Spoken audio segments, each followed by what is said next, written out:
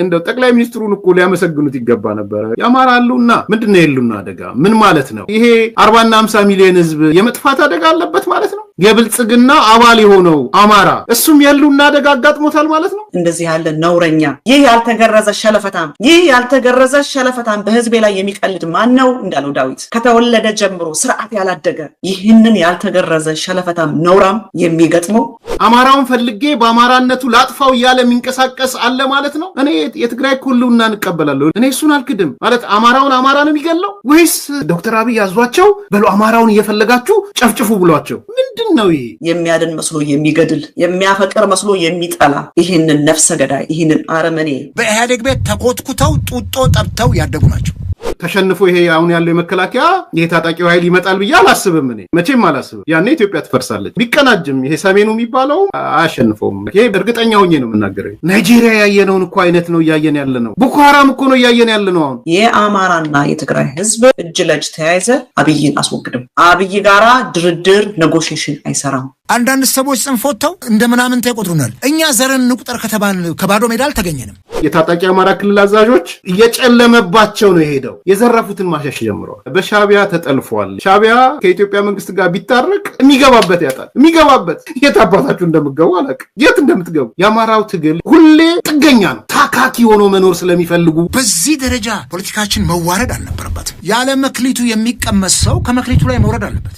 የአማራና የትግራይ ህዝብ በተለይ ይሄ ማለት ሌላው ህዝብ የአብይ ደጋፊ ነው ማለት አይደለም። በትልቁ ግን እንደ ጠላት ተደርጎ የተፈረጀ የአማራና የትግራይ ህዝብ ስለሆነ ከምድረ ገጽ እናጥፋው የተባለው የአማራና የትግራይ ህዝብ ስለሆነ ጦርነት የታወጀበት በግልጽ ዲክሌር የተደረገ የትግራይና የአማራ ህዝብ ስለሆነ እንዲጣላ የተደረገው የአማራና የትግራይ ህዝብ ስለሆነ ቁማር የተሰራበት የአማራና የትግራይ ህዝብ ስለሆነ የአማራና የትግራይ ህዝብ እጅ ለእጅ ተያይዘ ሪሙቭ አብይ አህመድ አብይን አስወግድም። አብይ ጋራ ድርድር ኔጎሽዬሽን አይሰራም። ጀነራል ነህ፣ ሸማቂ ኮማንዶ ነህ። ፖለቲካውን ግን ለፖለቲከኞች ተውላት፣ ወይም ደግሞ የሚነግሩ ሰዎች ዝርዝሩን ይንገሩህና እሱን ይዘና እንደው ጠቅላይ ሚኒስትሩን እኮ ሊያመሰግኑት ይገባ ነበር። ከምር ለመናገር ከዛ ቀዝቃዛ በረዶ ውስጥ እኮ መንጭቆ ያወጣቸው ጠቅላይ ሚኒስትሩ እኮ ነው። እኔ የሚገርመኝ ይሄ ገረድ ትውልድ ከኦሮሞ ሆኖ ሳለ እንጀራውን የሚያበስለው ግን ስለ አማራና ትግራይ የፈጠራ ታሪክ በማውራት ነው።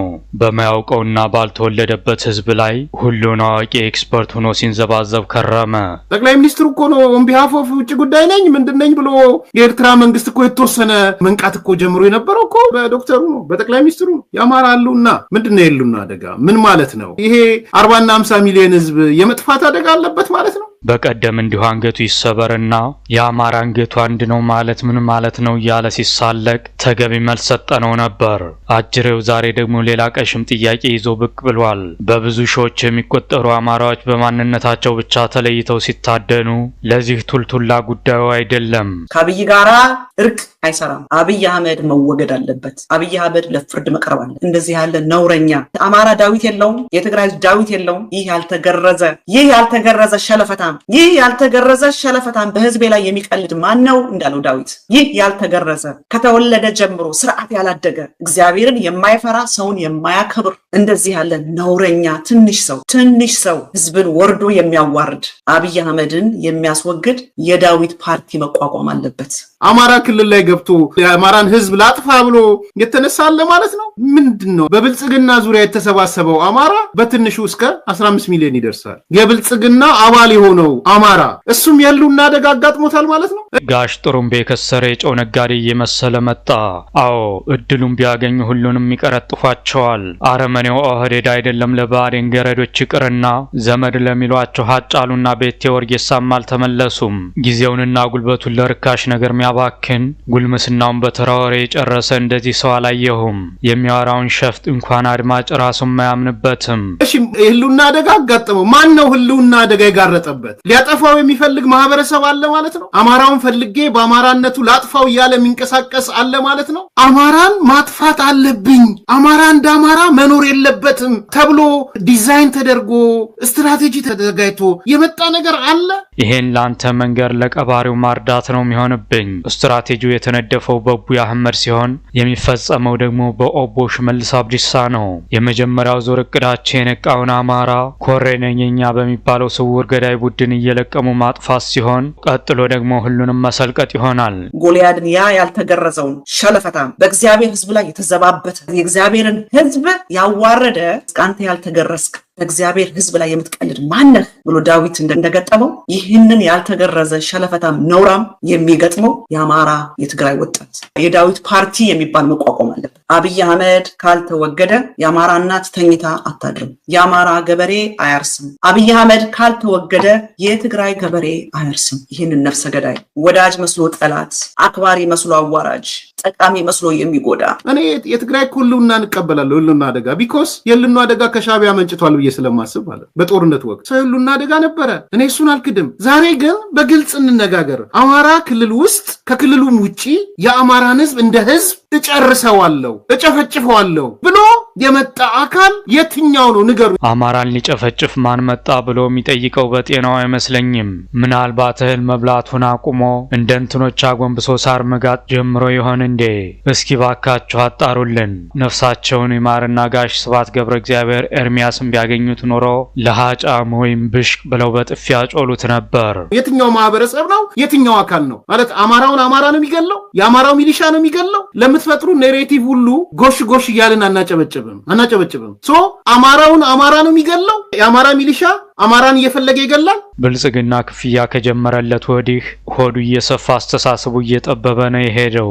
በል ማስታወሻህን አውጥተህ መዝግብ ጨፍጫፊዎችን ልዘርዝርልህ። የኦህዴድ ወታደር፣ የብልጽግና ድሮን፣ የአብይ ጄኔራሎች፣ ሽመልስ አብዲሳ የመሰረተው በዳቦ ስሙ ሸኔ ብሎ የሚጠራው ሰራዊት፣ እረ ስንቱን ገዳይ ቡድን ዘርዝሬ ዘልቀዋለሁ። የሚያድን መስሎ የሚገድል የሚያፈቅር መስሎ የሚጠላ ይህንን ነፍሰ ገዳይ ይህንን ጨካኝ ይህንን አረመኔ የዲያብሎስ ምሳሌ የሆነውን አብይ አህመድ ላይ ነው ሰይፍህን ማዞር። የትግራይና የአማራ ህዝብ እጅ ለእጅ ተያይዞ የወንድሞችን ገዳይ እህቶችን የደፈረ እናቶችን ያስለቀሰ ምድርህን በድሮን ያረሰ የአማራን የትግራይን ገበሬ አንገቱን ያስደፋ ባዶ እጁን ያስቀረው በሬውን ገሎ እርሻውን አቃጥሎ አዝመራውን አንድዶ አንገቱን እንዲደፋ ያደረገውን ይህንን ነፍሰ ገዳይ ከስልጣኑ አስወግደው። የደቡብ ህዝብ እየጠበቀ ያለው የሰሜኑ ህዝብ መጥቶ እንዲታገልለት ነው። አማራ ውስጥ መከላከያ የለም። የመከላከያ ጀነራሎች አማራ ውስጥ የሉም። ስለዚህ የመከላከያ አማራ ጀነራሎች እነ ጀነራል መሐመድ ሐሰን እነ ጀነራል አበባው ወዘተ አማራውን ነጥላችሁ ግደሉ ብለው ፕሮጀክት ቀርጸው ነው እየተንቀሳቀሱ ያሉት። እኔ እስከማውቀው ማጆሪቲው ጀነራሎች የተሰማሩ ጀነራሎች አማሮች ናቸው። የአብይ አህመድ መጠቀሚያ የሆነን አማራ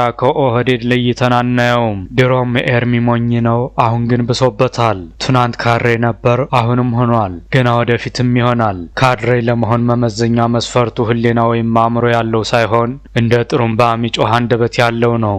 አጀሬው ገንዘብ ካሳዩት አይደለም እንደ ጥሩምባ እንደ በግ ጮህ ቢሉት ይጮሃል። ወይስ የሆነ አካል አዟቸው ዶክተር አብይ አዟቸው በሉ አማራውን እየፈለጋችሁ ጨፍጭፉ ብሏቸው ከዛ ጀነራል መሐመድ ሐሰን አማራን እየለቀመ የሚገል ምንድን ነው ይሄ? የኦህዴድ ጦር የምናምን ባንል ጥሩ ነው። የኦሮሞ ወታደር፣ የኦህዴድ ወታደር፣ የብርሃኑ ጁላ ወታደር የምንለውን ነገር ማቆም አለብን። ወደ አማራ ክልል እንዲዘምቱ ያዘዛቸው ማን ነው? በቀጥታም ይሁን በተዘዋዋሪ ግደሉ እያለ ትዕዛዝ የሚሰጣቸውስ ማን ነው? የ4 ኪሎ ጨቅላ አይደለምን? ከጥቂት ዓመታት በፊት ታስታውሱ ከሆነ የጋሽ ዋቅጅራ ልጅ ኦሮሞማ የሚለውን ቃል ምላሱ ላይ የተነቀሰው እስኪመስል ድረስ ይደጋግመው ነበር። ዛሬ ግን የኦህዴድ ወይም የብርሃኑ ጁላ ወታደር ማለት ነውር ነው እያለን ነው። የወንድሞቻችን ገዳይ መጣል አለበት። የዛሬ 7 ዓመት የነበሩትን ሰዎች በሙሉ አስቧቸው። አብይ አህመድ የገደላቸው የዛሬ 7 ዓመት የነበሩትን ወገኖቻችን ወንድሞቻችን አስቧቸው። ፖለቲከኞች በሉ ከነ ኢንጂነር ስመኘው ጀምሮ እነዛን ሁሉ ድንቅ ምርጥ ብርቅ የገደለ የወንድሞቻችን ገዳይ መወገድ አለበት። በጦርነት የገደላቸው አብይ አህመድ አስገብቶ ያስፈጀው የድሃ ልጅ የልጇ ሞት ያልተነገራት እናት በየቤቱ ቁጭ ብላለች። ደሞዝ ሳይቀበል የወጣ የድሃ ልጅ ሞቷል። ደሞዝ ሳይበላ ምድረ በዳ ቀርቷል። ያስፈጀውን ሰራዊት ተመልከቱት። ከዚህ የበለጠ ጭከና ከዚህ የበለጠ አረመኔነት አለ? ተሸንፎ ይሄ አሁን ያለው የመከላከያ ይሄ ታጣቂው ኃይል ይመጣል ብዬ አላስብም። እኔ መቼም አላስብም። ያኔ ኢትዮጵያ ትፈርሳለች። የትም ቢቀናጅም ይሄ ሰሜኑ የሚባለውም ደቡንም ጨምሮ ኦላንም ቢጨምረው አያሸንፈውም። ይሄ በእርግጠኛ ሆኜ ነው የምናገረው። አናት ይፍረስ። ይልቁንም ኦህዴድ ያፈረሳትን ሀገር ሰሜኖች ይጠግኗታል። አንዱ ተመልካች በቀደም ኤርሚ የብልጽግና ካልሲ ይለዋል። ኤርሚያስ ተናዶ እኔ ከፈለኩ አይደለም ካልሲ ለምን ኮንደም አልሆናቸውም ምን አገባህ ብሎ መለሰለት። ነገረኛው ልጅም አይሱማ ምን አገባኝ እንዲያው ለነገሩ ማለት ነው እንጂ ከካልሲና ኮንደም ይሻልህን የምታውቀው አንተ ነህ ብሎ አፉን አስያዘው። ልጆችን ትምህርት ቤት አትሂዱ ማለት ነው የሉና አደጋ እንዴት ነው የምታስቡት? ናይጄሪያ ያየነውን እኮ አይነት ነው እያየን ያለ ነው። ቦኮ ሐራም እኮ ነው እያየን ያለ ነው። አሁን ትምህርት ጠል የሆነ ቦኮ ሐራም ነው እኮ እያየን ያለ ነው። በቀጣይ የአማራ እናት የምታስመርቀው የዩኒቨርሲቲ ተማሪ የለም። እናቶች በቃ ነገ ከነገ ወዲያ ኮሌጅ ገብቶ የሚመረቅ ልጅ የላቸው። ምንድነው ይሄ? ጽድቁ ቀርቶብኝ በቅጡ በኮነነኝ አይነት ነገር ነው። ለአማራ እናት ካዘናችሁ ትምህርቱ ቀርቶባት ልጇ በህይወት እንዲኖር ተውላት፣ አትግደሉባት። ይችን ቦኮ ሐራም የምትል ቃል ሰሞኑን የብልጽግና ቡችሎች ክፉኛ እየደጋገሟት ነው። ያ መጋኛ የመታው የሚመስለው ሲሳይ አጌናም ፋኖም ቦኮ ሐራም እያለ መጥራት ጀምሯል። የዳኒ ዘንዘሪጡ ጃዊሳ የምትል ቃል ውድቅ ስለተደረገች በምትኩ ቦኮ ሐራምን እንዲጠቀሙ ትዕዛዝ የወረደላቸው ይመስላል። የለውጥ ኃይል ብሎ ነው የመጣው ኃይሉ። ደንሺ እባብም ቆዳውን ገሸጦ ንስርም ምንቃሩን ያረጀውን ምንቃሩን አድሶ ህይወቱን ይቀጥላል። ዛሬ ላይ ያሉት መሪዎቻችን ከኢህአዴግ የወጡ ናቸው። ምንም ጥርጥር የለው። በኢህአዴግ ቤት ተኮትኩተው ጡጦ ጠብተው ያደጉ ናቸው። እኛ ግን ብሶት ወልዷቸዋል እዛው ውስጥ ብለን ነው። ከዛ በኋላ ወደዚህ ከተመጣ በኋላ ግን የመጣንበት ያለው አካሄድ የኢህአዴግ አይነት ሆኖ ስም ነው የተቀየረው። ኢህአዴግን በብልጽግና ቀየረ። ራሱን እንዴት አድርጎ ወዲያውኑ ወደ ብልጽግና ቀየረ? ይሄ ተገቢ የሆነ ጥያቄ ያስነሳል። እሺ ይሁን ብለን እኮ አለፍን። ለምጣዷ ሲባል አይጧ ትለፍያል። ጭፍጨፋ እያካሄዳችሁ ያሉት ራሳችሁ አይደላችሁ? ለዚህ ለጽንፈኛው ቡድን ላኩላቸው። ግድ የላችሁም፣ ተገናኙና እንያችሁ። ምክንያት አትደርድሩ።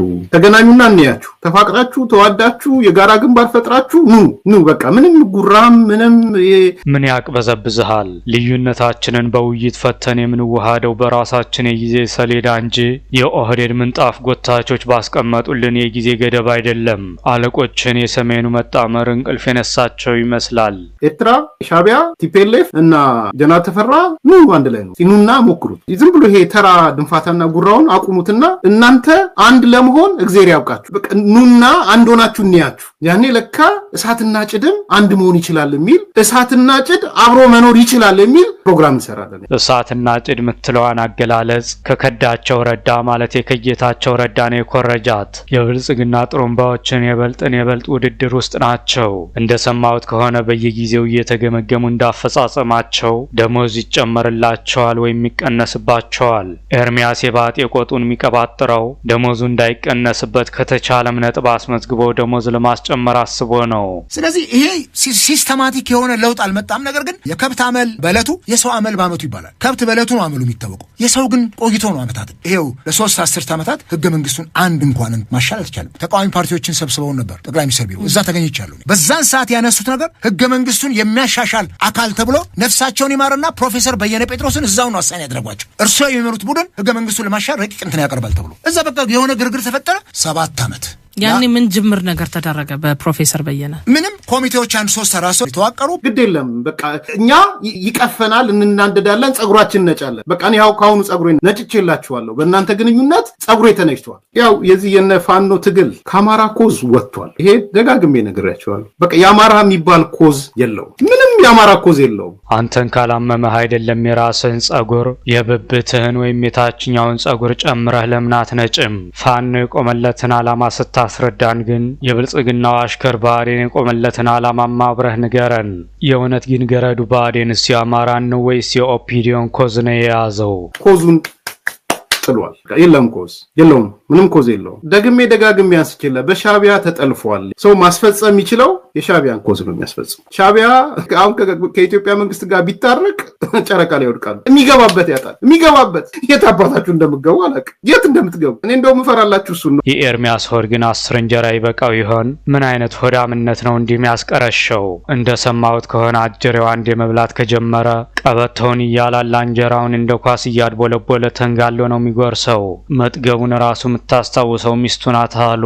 ለምሳቸው እኮ ልክ አንድ ፕሬዚደንሻል የሆነ እኮ ነው፣ ፓርላሜንታዊ አይመስልም። የኛ ግራውንድ በእሳቸው ዘመን ፕሬዚደንታዊ ነው ይመስለው። እሳቸው ናቸው የፈለጉ ሰዓት ይሾማሉ ይሽራሉ። የእሳቸው ኃላፊነት ነው እንዴ? ምንድነው እሳቸው የሾሟቸው ሰዎች አሉ እንዴ? አደባባይ ላይ ወጥተው ህዝብን ከህዝብ የሚያቃቅር ጉዳይ ማዶ ለማዶ ጠብ ያለሽ በዳቡ ሲመላለሱ ይሰማሉ እኮ እሳቸው። ልክ አይደለም ይሄ ብሎ መገሰጽ፣ ይሄን ማድረግ የእሳቸው ኃላፊነት ነው። ቅድም ነግሬሻለሁ፣ ሀገር መሪዋን ተምሰ እኔ ልጆች ዱርዬ ቢሆኑ ቢባልጉ እኔና እናትየው ነን የምንወቀሰው፣ ቤተሰብ ነው የሚወቀሰው። ብልጽግና እኔ ብቻ ነኝ ለዚች ሀገር የማስበው እናንተ አትረቡም ተቃዋሚዎች እያለ ቅስማችንን የሚሰብር ንግግር የሚናገረን ከሆነ ሁልጊዜ ጥሩ አይደለም። የአማራው ትግል ሁሌ የሚፈጥረው ሪሌሽንሺፕ ፓራሲቲካል ነው፣ ሁሌ ጥገኛ ነው። ዛሬም የፋኖ ታጣቂን የእስክንድርም ይሁን የዘመነ በፌስታል አስሮ ማስቀመጥ ይችላል። በጣም ማዝ ነው። በሁለቱም ሳይድ ለሻቢያ ለመገረድ ሩጫ አመለከታል። ለሻቢያ ለመገረድ ኤርሚያስ ለትንሽ ጊዜ እያመነታ መሃል ሰፋሪ ሆኖ ከቆየ በኋላ ወደ ብልጽግና ጠቅልሎ የገባው ከትራምፕ መመረጥ ማግስት ጀምሮ ነው።